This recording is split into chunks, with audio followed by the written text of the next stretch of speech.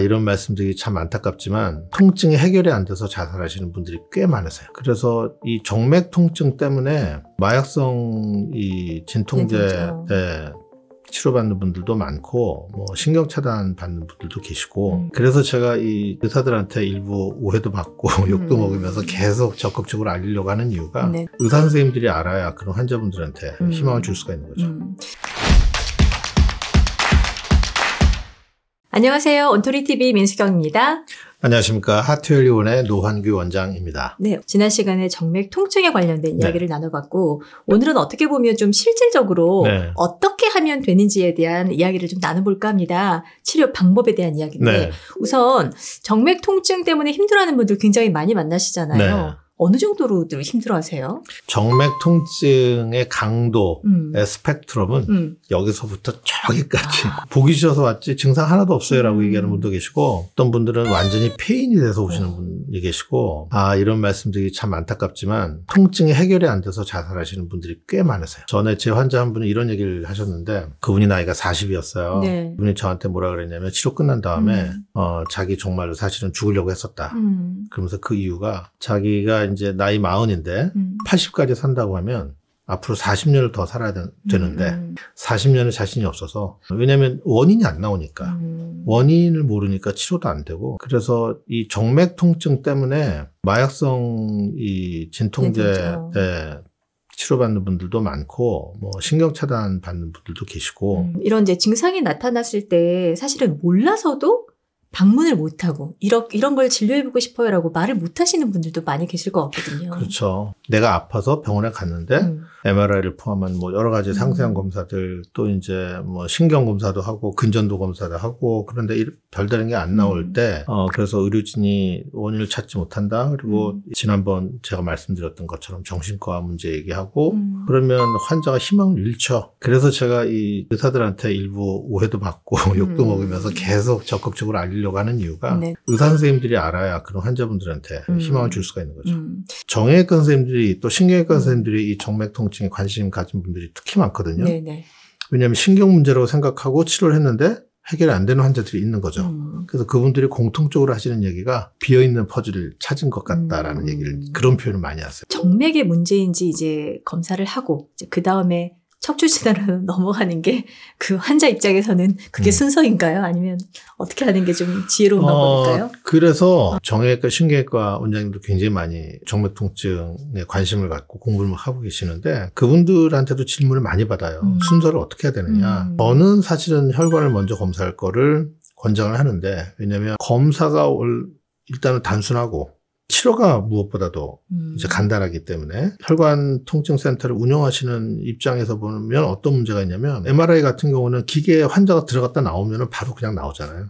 그런데 이 혈관 초음파 검사는 의사가 일일이 다 시간과 노력을 들여서 검사를 해야 되거든요. 그 작은 정맥들을 하나하나 다 봐야 되니까 환자분들이 뭐 그동안 병원에 다 가보셔서 아시지만 의사 선생님이 그렇게 환자한테 많은 시간을 쓰기가 힘들거든요. 그래서 이게 고가 초음파가 필요하죠. 의사가 시간과 노력과 정성을 들여서 하나하나 다 검사를 해야 되죠. 그게 이 정맥 진료의 큰 장애 요소입니다. 그러면 정맥 통증은 그렇게 이제 정밀하게 하나하나 정맥들을 살피면서 원인을 찾아내고 나면 그 다음에는 이제 어떤 식으로 치료를 하게 되는 거예요? 단순합니다. 그 혈관을 막는 거예요. 그게 끝이에요. 네. 그러면 환자분들이 다 물어보세요. 아니 막힌 혈관을 뚫어야지. 혈관을 막으면 어떡하나요? 피는 어디로 가나요? 막아도 되나요? 물어보시거든요. 그래서 제가 이제 요 슬라이드를 준비를 했습니다. 우리가 막힌 거를 뚫어야 되는 건 동맥이에요. 상수도. 피가 가야 되는데 못 가면 뚫어야 되죠. 근데 정맥은 다리 같은 경우는 돌아와야 되거든요. 올라와야 되는데 올라와야 되는 피가 거꾸로 새는 게 문제인 거예요. 그래서 새지 못하도록 막아줘야 되는데 이게 새면 어떤 일이 생기냐. 피가 정상적으로 혈액순환이 이렇게 올라가거든요. 이렇게 내려간 피가 정맥으로 올라가야 되는데 이게 고장이 나서 거꾸로 내려오면서 여기를 압박해서 피가 못 가게 하는 거거든요. 그래서 여기를 막아야 혈액순환이 돼요. 방해를 못하게 하는 거예요. 방해꾼을 방해를 못하게. 뭐 하나 정도 막는다고 해서 문제되는 건 아닌 거죠. 이런 게 여러 개면 어떡해요? 그렇죠. 다 그렇게 물어보죠. 그럼 피는 어디로 가나요? 라고 물어보거든요. 잘 보세요. 피가 거꾸로 가고 있었잖아요. 그럼 이 혈관이 원래 해야 되는 일은 누가 하고 있나요? 원래는 올라가야 되잖아요. 네네. 이 혈관이 하는 일을 이 혈관이 하고 있었죠. 그래서 여기를 막으면 이 혈관이 하는 일이 줄어들어요. 과부하가 됐었던 혈관이네요. 그렇죠. 네. 혈관이 고장되면 다른 혈관이 그 혈관이 하는 일도 대신하고 거기에 더해서 이 혈관이 내린 것까지 또 올려야 되거든요. 그래서 그대로 방치가 되면 이 큰 혈관이 망가져요. 그래서 이걸 막는 거는 큰 혈관을 보호하는 목적도 있습니다. 네. 치료할 때는 큰 혈관, 작은 혈관 나눠서 네. 작은 혈관은 간단하게 혈관경화 주사라고 하는 주사만 갖고 치료를 하고요. 혈관의 안에 상처를 줘서 염증을 일으켜서 막는 약인데 약이 국내에 사용하는 약이 한 가지밖에 없어요. 해외에서 수입하는 약인데 네. 약이 하나밖에 없으니까 그래서 참 아쉬운데 네. 그다음에 이제 큰 혈관을 막을 때는 이제 선택의 여지가 많습니다. 이제 막거나 아니면 제거를 하는 건데 제거를 하는 것이 수술적인 방법이고 그다음에 막는 게 우리가 알고 있는 레이저, 고주파, 뭐 베나실, 클라리베인 이런 것들이 있는데 수술과 시술의 차이는 칼로 상처를 내서 혈관을 제거하느냐 아니면 막느냐 그 차이인데 수술적인 방법은 장점은 비용 말고는 수술적인 방법만 지금 건강보험이 되기 때문에 환자의 부담이 좀 적고요. 근데 수술의 가장 큰 문제는 뭐냐면 혈관을 제거할 때 혈관이 이렇게 길게 있잖아요. 발거술이라 그래서 양쪽을 한 군데씩 이렇게 짜고서 여기다 철사를 넣어서 한쪽에 붙들어매고 여기를 자른 다음에 저쪽에서 당겨서 쭉 빼내는 거예요. 문제가 뭐냐면 그렇게 되면 이 혈관들이 가지 혈관들이 많은데 다 트어집니다. 다 트어지고 그 혈관은 항상 옆에 신경이 같이 지나가요. 그러면 신경 손상이 올 확률이 높아지죠. 멍도 많이 들고 회복 기간도 길고 그래서 그런 설명들을 다 드리면 수술적인 방법을 선호하시는 분들은 잘 없죠. 그래서 이제 이 시술적인 방법을 많이 쓰는데 시술적인 방법 중에 전통적으로 제일 많이 쓰던 거는 레이저와 고주파예요. 레이저 고주파는 열로 태워서 혈관을 막는 거고요.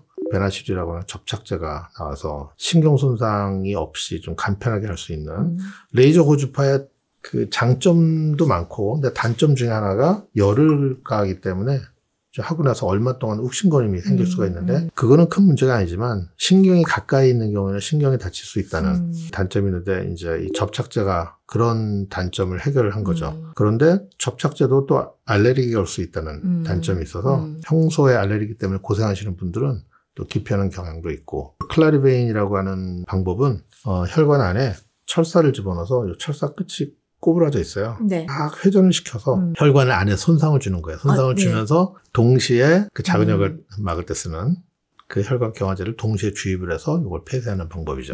그래서 이 클라리베인과 베나실 이 두 가지는 혈관 주변에 마취가 필요 없고요. 좀 더 단순해졌죠. 예전에 하던 레이저 고주파보다는.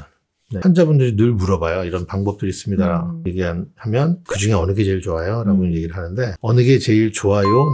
나빠요가 아니고 그 환자한테 가장 적합한 방법들이 있어요. 그럴 때는 의사가 얘기를 합니다. 귀하한테는 이것이 가장 적합합니다. 그 이유는 이러이러합니다라고 설명을 하고 이 정맥 통증이라는 개념 자체가 오래된 게 아니기 때문에 네. 이걸 적용하고 치료하고 이런 병원들이 아직은 많지 않을 것 같거든요. 실제로 어떤가요? 나는 다리 혈관이 돌출됐어. 그러면서 보니까 아프기도 하고 다리가 무겁고 이런 분들은 사실은 하정민이 하는 뭐 어떤 병원을 검색해서 가시든 다 기대를 충족시킬 수 있는 치료를 받을 수 있다고 생각을 합니다. 그런데 증상이 좀 심하거나 또는 특히나 발 또는 혈관 돌출이 없거나 그런데 원인을 찾지 못해서 나는 고생한다. 일반 하지정맥류 클리닉을 가서는 아마 원인을 못 찾을 가능성도 있죠. 참 뭐 그렇다고 어느 병원을 가세요라고 얘기하기도 어렵고 뭔가 이렇게 숙제를 하나가득 떠안고 계시는 듯한 표정이어서 네. 숙제를 안고 있는 거 맞습니다. 치료 후에 관리도 좀 중요할 것 같아요. 네, 관리에 대해서 물어보고 특히나 이거 재발하면 어떻게 해요? 이제 하지정맥류 치료하고 나서 재발된 분들이 너무 많기 때문에 네네. 관리의 문제라기보다는 이런 치료의 계획을 처음에 세울 때 그것이 더 그 차지하는 요소가 크다. 그리고 또 어떤 경우가 있냐면 병이 있는데 아래쪽에 뭐 울퉁불퉁 튀어나온 것만 치료하고 이 원인을 그대로 두는 경우도 간혹 있어요. 그러면 10중 8구 재발을 합니다. 그렇죠. 네, 얼마나 철저하게 치료했는가도 중요하고 그리고 이제 환자분들의 관리는 사실은 관리가 특별히 뭐 신경 쓸 건 없는데 당연히 정맥을 위해서는 오래 서 있는 거 피하는 게 좋고 그런데 정맥에 나쁜 운동이 있어요. 뭐가 있어요? 참 난감한데 걸을 때 피가 주로 올라가는데 뛸 때도 올라가겠죠. 근육의 힘에 의해서 짜주니까. 그런데 위에서 피가 잘 올라가야 되는데 위에서 복압이 올라가면 오지 마라고 이제 누를 거잖아요. 여기서는 올리고 여기서는 누르고. 네.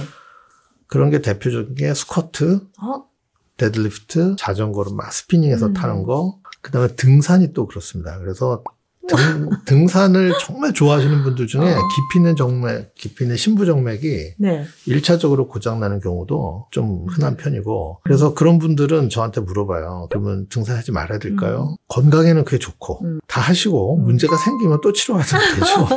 스쿼트를 해야 되겠다. 그럼 하늘을 보고 하면 돼요. 누워서 하늘 보고 미는 동작 있잖아요. 네, 서서 하지 말고 네, 누워서 하시면은 정맥에 무리가 안 가고 좋습니다. 한 가지 꼭 드리고 싶은 말씀은 이 정맥이 어떤 때 고장이 잘 나느냐.